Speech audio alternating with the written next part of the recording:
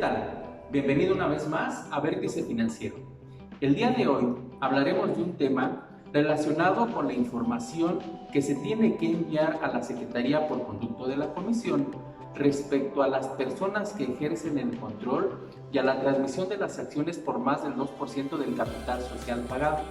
Además, hablaremos de la discrepancia que existe entre los porcentajes registrados en los formatos contenidos en el CIFI PLD y los porcentajes contenidos en tus bases constitutivas. Aquí tienes la información. Muy bien. Para iniciar con la comprensión del tema, necesitamos definir tres términos que son indispensables para la comprensión de los contenidos. El primero de ellos es la identidad. Entendemos como identidad al conjunto de datos en virtud de los cuales se establece que una persona es verdaderamente la que se dice o la que se presume que es. Definiremos el término personas que ejercen el control a la persona física o grupo de personas que posea o controle directa o indirectamente un porcentaje igual o superior al 25% del capital social o de los derechos de voto de la persona moral de que se trate, o que por otros medios ejerce el control directo o indirecto de la persona moral. Y finalmente, definiremos el término transmisión. Toda vez que la acción es un documento destinado a la circulación, es un título eminentemente negociable, por lo que el accionista tiene la libertad de transmitirla a quien lo desee, y no solo se transmite a través de un negocio voluntario traslativo de dominio, sino también por remate, enajenación forzosa y por acto de última voluntad. Por ello, se infiere que en materia mercantil puede transmitirse por endoso, mientras que civilmente por contrato de compraventa, herencia o legado, adjudicación judicial, donación o cualquier otro medio general de transmisión de la propiedad reconocida en el derecho mexicano. En términos de la normatividad que nos aplica, vamos a referirnos a las disposiciones de carácter general que aplican a las casas de cambio, a las sociedades financieras populares, a las financieras comunitarias, a las cooperativas de ahorro y préstamo y a las sociedades financieras de objeto múltiple. Cada una de estas sociedades tiene su propia disposición marcada en los números que aquí están descritos. Y en su caso dice lo siguiente: las entidades deberán remitir a la Secretaría por conducto del supervisor y a través del formato que para tal efecto expida la Secretaría, que son los formatos que están contenidos en el sitio PLD, información sobre la identidad. Esta palabra es muy importante. Información sobre la identidad de la persona o grupo de personas que ejerzan el control. Aquí está otro de los términos que acabamos de definir. Así como de cualquier cambio en dichas personas. Esta frasecita ha generado una controversia muy importante, porque si nos vamos a la literalidad de las palabras, podríamos entender que cualquier cambio que haya en las personas que ejercen el control lo tendríamos que notificar. Y únicamente los cambios que debemos notificar son cualquier cambio relacionado con su identidad. Porque si nos vamos a la literalidad, si alguna de ellas en algún momento se pinta el pelo, no vamos a informarle a la autoridad que la persona antes tenía el pelo negro y ahora tiene el pelo güero. Obviamente que de eso no se trata. De lo que se trata es de tres cosas. Primero, ¿siguen siendo las mismas personas que ejercen el control? Segundo, ¿alguna de esas personas ya no ejerce el control? Y tercero, ¿hay alguna nueva persona que ahora ejerce el control? Eso es lo que nos tenemos que preguntar, y a eso se refiere a los cambios de dichas personas que ejerzan el control. Esto se notifica dentro de los 10 días hábiles siguientes aquella fecha en que los accionistas o socios respectivos le comuniquen al administrador de la empresa que ha sucedido esta situación. La disposición sigue diciendo: toda entidad dentro de los 3 días hábiles siguientes a que haya inscrito en el registro señalado en el artículo 128 de la Ley General de Sociedades Mercantiles, este 128, el registro al cual se refieren, es el registro público de la propiedad en su sección comercio. Aquí se debe informar la transmisión, que es el otro tema que acabamos de definir. La transmisión de cualquiera de sus acciones, y esto es sumamente relevante, superiores al 2% del capital social pagado. Estos dos casos son los que se tienen que informar a la Secretaría por conducto de la Comisión a través del CITI-PLD. Vamos a ver unos casos a manera de ejemplo para que sea más fácil la comprensión. Vamos con el caso 1. Aquí vamos a hablar de la constitución de una sociedad. Esta sociedad, tomen en cuenta ahorita las fechas porque al final vamos a hacer un comentario relacionado con esto.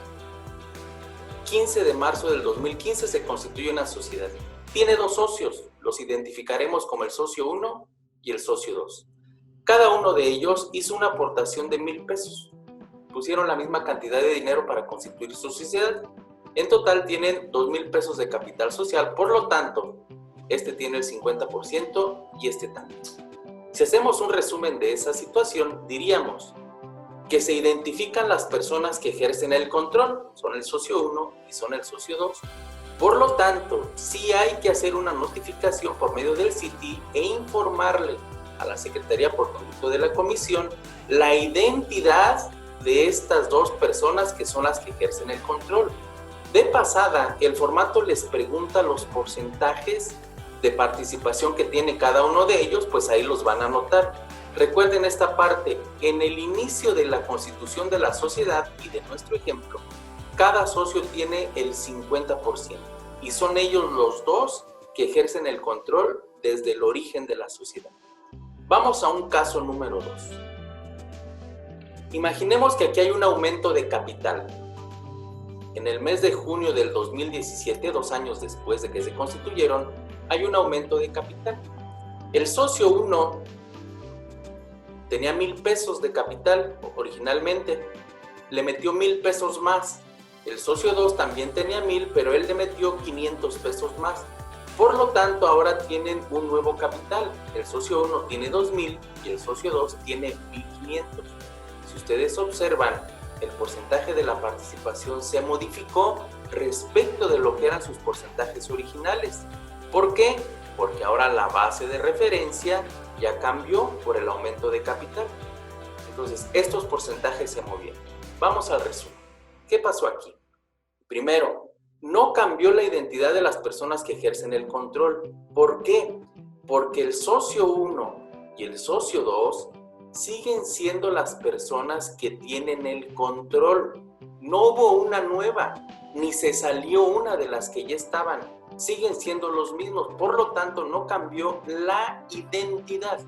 Lo que sí cambió fueron los porcentajes. Ahora, estos porcentajes deberán estar registrados y protocolizados ante notario público una vez que se haya hecho una asamblea y se haya tomado esa decisión, para que queden debidamente protocolizados y formalizados ante un fedatario público y posteriormente se inscriban en el registro público de la propiedad. Aquí lo que va a empezar a suceder es que la operación inicial del 50% para cada uno de los socios ya cambió y lo que diga ahora su acta constitutiva va a diferir en este porcentaje respecto del porcentaje que ustedes tengan registrados en el acuse de recibo que les emite el CITI-PLD. Eso no quiere decir que haya nada malo, simplemente que por los efectos de esta operación los porcentajes ya no van a coincidir. ¿Qué más? No hubo transmisión de acciones. ¿Por qué? Porque lo que aquí existió fue un aumento de capital. No hubo compraventa, no hubo una cesión o una donación de las acciones. Cada uno de los socios originales le metió más capital a la empresa, entonces no hubo transmisión en términos de lo que es la definición de la transmisión de acciones. Por lo tanto, no debería haber una notificación a la Secretaría por conducto de la Comisión a través del CITI, porque no se presentan ninguno de estos dos supuestos. Vamos al caso 3. Aquí tenemos un aumento de capital y adicionalmente entra un nuevo socio a la empresa. Esto ocurrió en mayo del 2018. Bueno, tenemos que el socio 1, su último capital eran 2,000 pesos.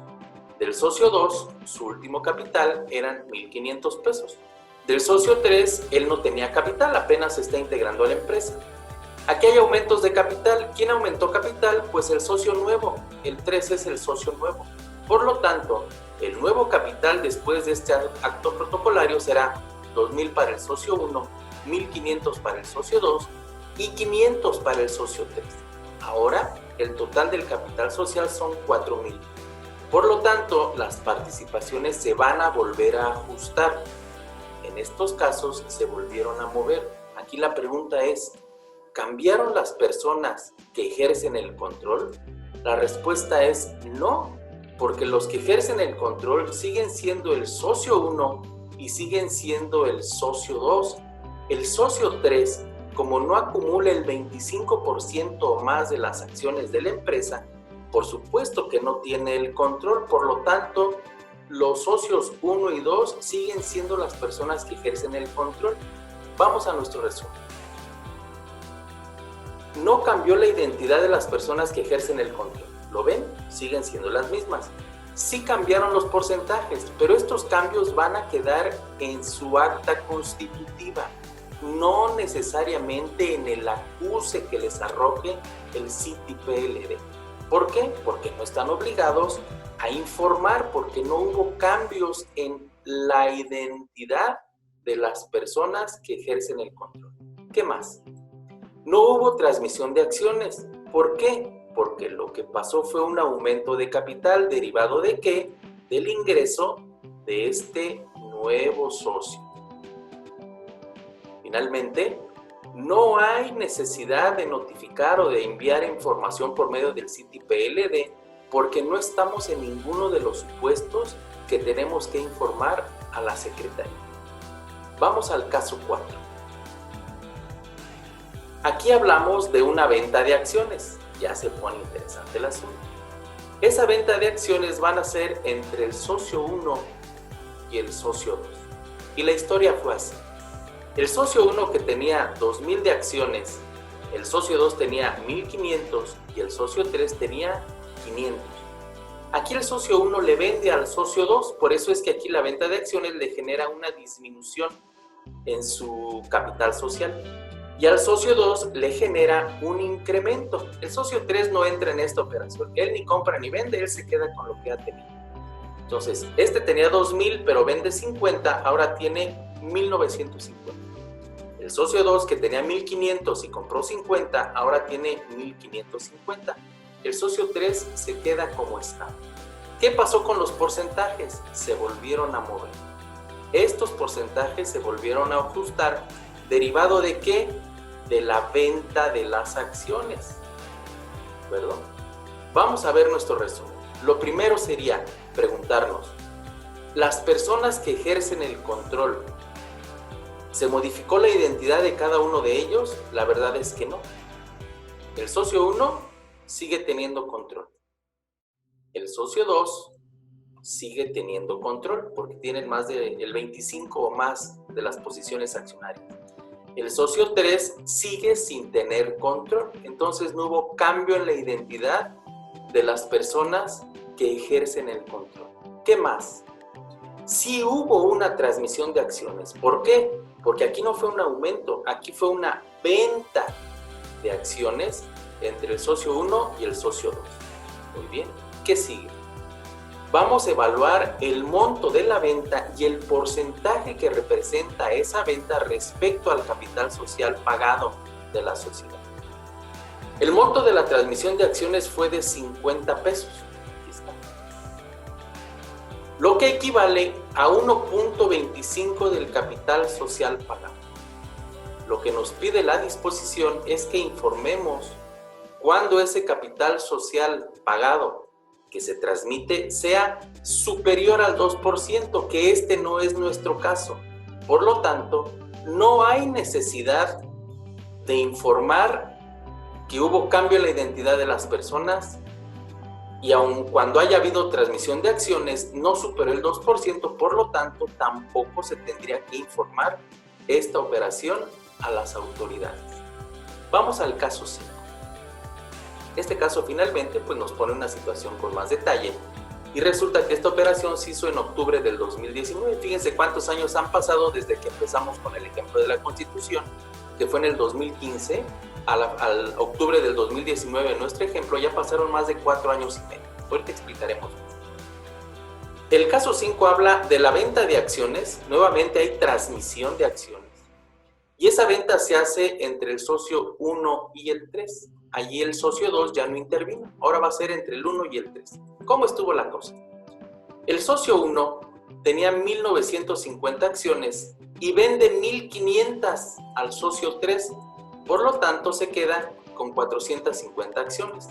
El socio 2 no entra en la fórmula, él ni compra ni vende y él sigue como está.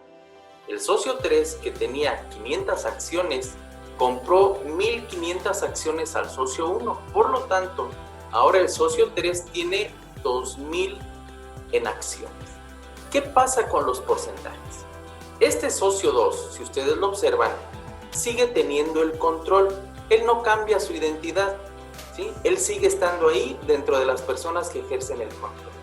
Pero ¿qué pasó con el socio 1? En esta venta de acciones que tiene el socio 1, si ustedes recuerdan, este empezó con 50% y a esta fecha únicamente le queda el 11,25% de la posición accionaria.